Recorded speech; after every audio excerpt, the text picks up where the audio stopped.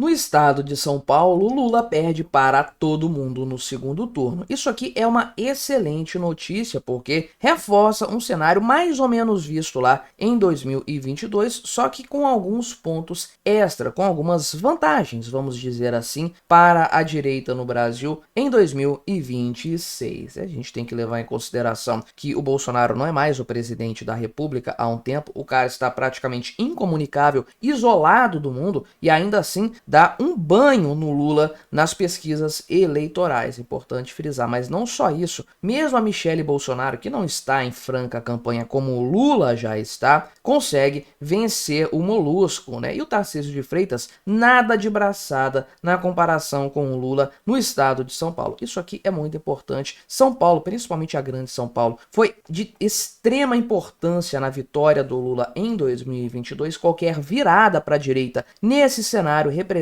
de fato a possível, talvez provável, derrota da esquerda no próximo ano. Vamos conversar sobre esse tema aqui, fazendo a análise que eu sempre faço com honestidade intelectual. Aqui não é a grande mídia, aqui é quintessência. Se você gosta desse tipo de conteúdo, se inscreva no meu canal, porque sempre tem vídeos como esse aqui pra gente conversar, né? E é claro, é importante lembrar que o Bolsonaro ganhou no estado de São Paulo em 2022. Ele ganhou com uns 11 pontos percentuais de vantagem em relação ao Lula. Então foi uma vitória com V maiúsculo realmente. Só que ele perdeu na grande São Paulo. Há uma diferença, o interior de São Paulo e a capital. A capital é majoritariamente esquerdista. Veja quantos votos o Guilherme Boulos teve nas eleições para prefeito. Quase que o paulistano botou o Guilherme Boulos no governo da cidade. Imagina só o que iria acontecer no município se isso realmente se efetivasse. Deram sorte e conseguiram evitar a tragédia, é claro. Mas a grande São Paulo foi realmente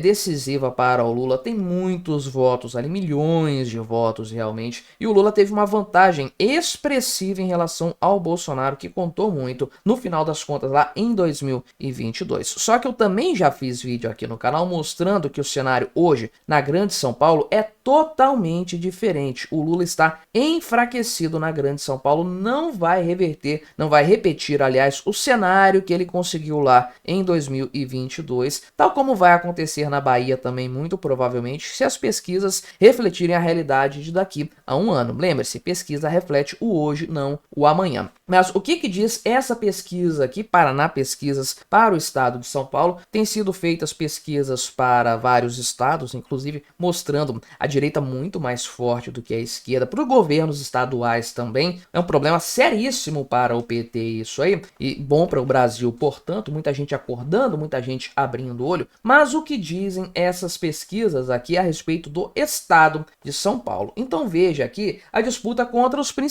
três principais nomes da direita hoje, que são Bolsonaro, inelegível, ele até o presente momento não pode concorrer, e eu acredito que ele não vai concorrer realmente. O sistema bateu muito forte nele, ele não vai conseguir se livrar de tudo, pode se livrar da cadeia, eventualmente da inelegibilidade, não. A Michele Bolsonaro e o Tarcísio de Freitas. Eu vou falar mais uma vez aqui, como eu disse, meu compromisso aqui é com a verdade inclusive do que eu penso, da minha opinião, que é eu prefiro a Michele Bolsonaro como candidata da direita, no caso do Bolsonaro não poder competir, o que eu acho provável, porque ela representa muito do que o Bolsonaro representa, claro, ela carrega o nome do marido, sem ter os problemas que o Bolsonaro tem em matéria de rejeição feminina, em matéria de negacionismo e não sei mais o que das contas. Ela é mais afável, né? Aquela coisa, aquele estilo muito durão do Bolsonaro. Porque vamos lá, o bolsonarista mais raiz, ele vai votar na Michele de qualquer forma, na hora do vamos ver, na hora de disputar contra o Lula, ele vai votar na Michele, essa é a verdade. E outros públicos têm a possibilidade de ser mais tocados por ela. Agora, o Tarcísio também é um bom candidato e ele está muito forte em várias pesquisas como nessa aqui. Então vamos olhar individualmente a performance, entre aspas, de cada um e também como está a rejeição do Lula, que é outro tema muito importante. Então Bolsonaro dá um coro no Lula, lembrando que aqui não tem o percentual dos votos brancos e nulos, ou seja, aqui tem esse percentual não vai dar 100%, somando aqui 100% dos votos válidos, então o percentual individual tende a crescer nesse cenário. Na verdade, a distância entre os dois tende a crescer aqui também, é uma distância de 8 pontos percentuais nessa pesquisa aqui, que é um pouco menor em relação a Michele Bolsonaro, mas é importante frisar aqui alguns pontos. Primeiro de tudo, o Lula é o presidente da República hoje, ele está reganhando as torneiras do dinheiro público para conseguir se reeleger e ainda assim está ficando atrás da direita em todos os cenários, em vários e vários estados brasileiros, né? Então tenha isso em mente, o Lula está forçando a barra, o sistema está batendo demais no Bolsonaro, uma coisa completamente desequilibrada, desproporcional, é nojento, é asqueroso o que tem sido feito, mas ainda assim o Lula consegue ficar pior do que o Bolsonaro, pior do que a Michele Bolsonaro, que nem em campanha está e tem muito espaço para crescer. Então é notória essa diferença aqui. E quando a gente para pensar em alguém que já é muito conhecido pelo eleitorado de São Paulo e que não está apanhando da grande mídia igual o Bolsonaro, ou seja, um cara que não tem nenhum problema de tá praticamente preso como o Bolsonaro está, nem o problema de não ser tão conhecido em matéria de discurso político quanto a Michele, um Tarcísio de Freitas da vida, que é muito conhecido em São Paulo, ele é o governador do estado e ele é um cara aí que a grande mídia nem tem muito argumento contra ele, a diferença é essa aqui, brutal, uma surra que ele dá no Lula realmente, né? Aqui uma diferença de seus 13 pontos percentuais, sem considerar brancos e nulos. Isso aqui provavelmente é uma diferença maior. Ou seja, o Tarcísio de Freitas é muito forte contra o Lula no estado de São Paulo. Isso aqui indica muitas coisas. Indica que ele ganha se bobear no primeiro turno a eleição para governador no estado de São Paulo, caso ele venha a disputar a reeleição. Para mim é o melhor cenário hoje, é o que eu acho mais interessante, porque eu acho que ele tem chances de ganhar a nível nacional. Então o Tarcísio de Freitas disputando a presidência da República não é uma má ideia, não é isso que eu acredito.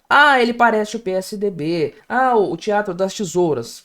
Tem um pouco disso aí sim, essa é a verdade. Não é a direita que todo mundo sonha, né? Mas se for a direita que tem, fazer o quê? A política é a arte do possível. Só que o grande problema talvez seja quem vai disputar o governo de São Paulo no lugar dele, o Nunes. O Nunes quase perdeu do Pablo Marçal. O Nunes quase perdeu para um cara de um partido que não elegeu nenhum. O Pablo Marçal, né? Eu falei o Pablo Marçal, né? Mas ele perdeu lá pro Guilherme Boulos, né? No segundo turno, né? Mas quase que ficaram ali os três empatados no fim das contas, né? Ou seja, o Nunes quase que foi preterido pelo Pablo Marçal, pensando um pouco mais, um voto mais à direita. É um negócio difícil de acreditar, pois o cara é fraco politicamente. Essa é a verdade. Se não fosse ali o Bolsonaro dando uma carga para ele, o Tarcísio de Freitas dando uma carga, não tinha rolado não. Ele não tem tração própria. Então, se um cara desses bater de frente com o Fernando Haddad, da vida que seja, periga ele perder as eleições do estado de São Paulo. Aí vai ser uma tristeza o estado de São Paulo no colo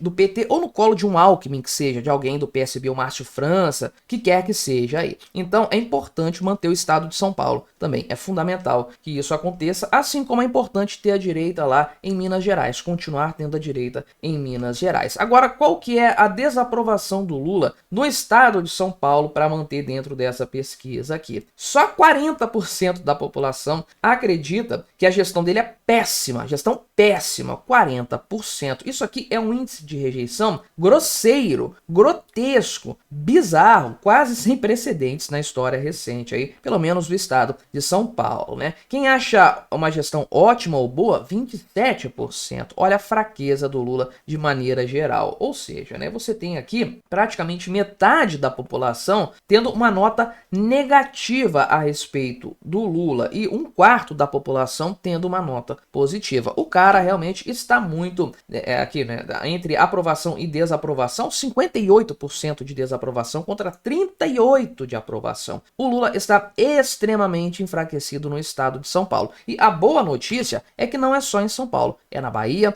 em outros estados do Nordeste também, no restante do Brasil, inclusive, o cara lá está muito fraco, as intenções de voto deles estão minguando. Volto a dizer, a direita não precisa ganhar na Bahia, na eleição presidencial, não vai ganhar. Não precisa ganhar num Piauí da vida, não vai ganhar. O que é preciso acontecer é o Lula ter um pouquinho menos de voto em cada um desses estados aí que o elegeram majoritariamente lá em 2022. Se isso acontecer, ele perde as eleições no próximo ano e tem tudo para isso acontecer, porque realmente a desaprovação do Lula, merecida porque o governo dele é um lixo, não para de crescer. Eu vou deixar recomendado aqui um outro vídeo em que eu falo de análises eleitorais também e outras pesquisas para você continuar assistindo no meu canal. Não se esqueça de se inscrever por aqui se você ainda não for inscrito e até a próxima.